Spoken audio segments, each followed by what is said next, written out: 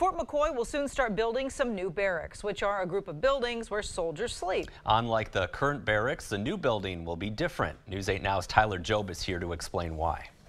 Mike and Martha, construction on the new barracks is set to begin in the middle of the month. The cost, about $21 million, but Fort McCoy officials say a new building was due for a number of reasons.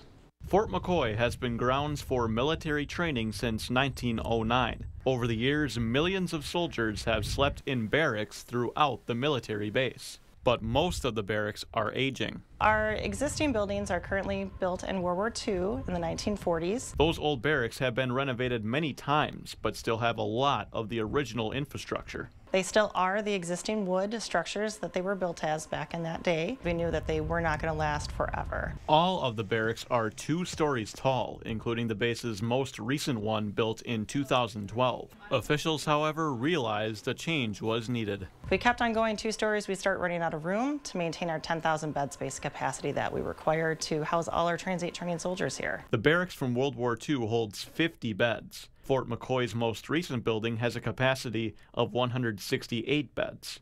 But the new barracks will be 4 stories tall and house 400 beds. On average, about 150,000 soldiers train at the base each year. As we saw increased in training during the wintertime, we felt that new construction was more viable. But soldiers also need to be able to socialize at the base's restaurants and sports bars. Most of the mobilizing soldiers are not going to have privately owned vehicles to get around.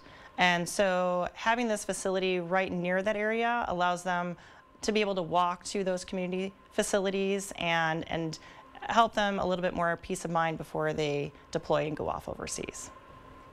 Now, this is a big project that will have a large economic impact on our area as well. The combination of workforce payroll, operating costs, revenue to local governments, and soldier spending will amount to a more than $1.1 billion impact on the economy.